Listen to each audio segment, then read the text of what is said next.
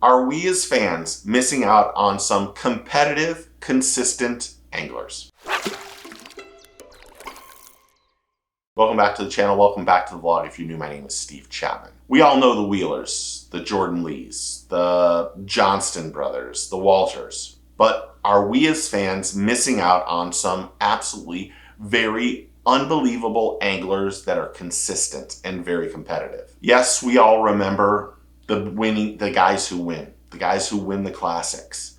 But behind them are a bunch of great anglers that don't get the press or the media, or maybe not as social media oriented as others, that are consistent and competitive and aren't getting the love. And are we missing the mark on these anglers? Yes, we remember the winning anglers, but do these other anglers that are very consistent and competitive, are we not giving them the respect or the praise that they deserve? Now, I've written down 3 or 4, or maybe there's 5 on my list of anglers that I've looked up their stats and realized these guys are some of the consistent anglers that maybe don't have a huge YouTube following or social media following, or they're just out there fishing, doing things their way, doing things right.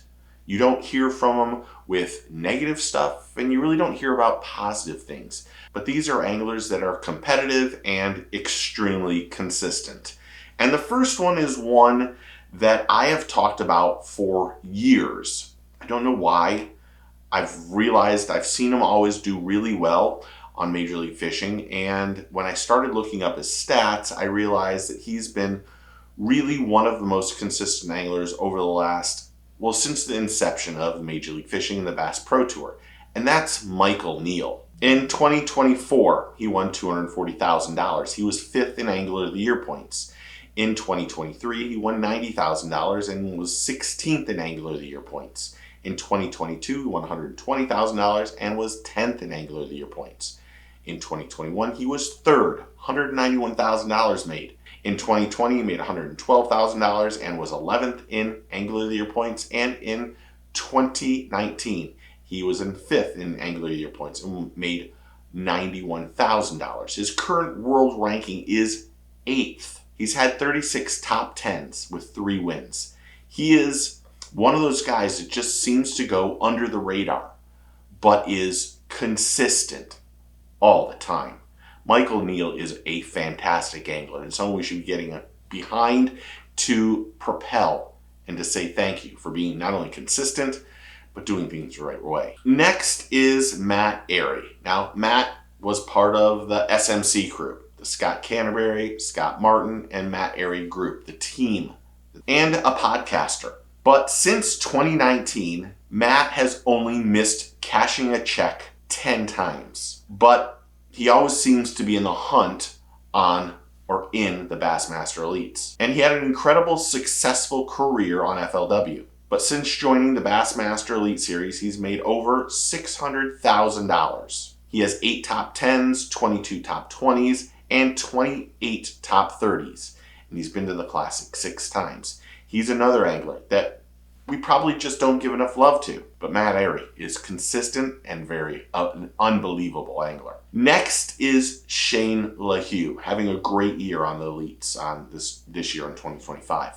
But the last couple years, Shane has been outstanding and has really stepped up his game and become even more consistent. 34th place average since 2024, which isn't bad.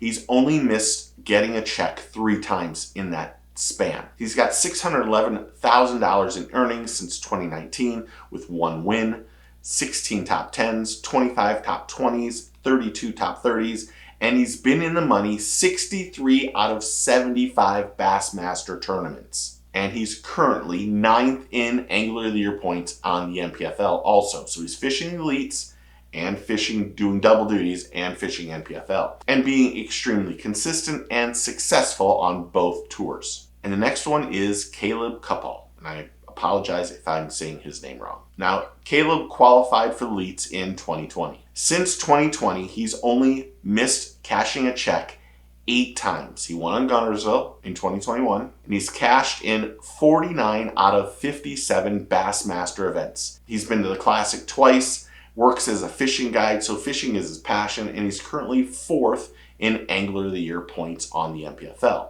And I think it's kind of cool that the MPFL and the elites aren't competing against each other so that anglers can go over there and possibly make more money.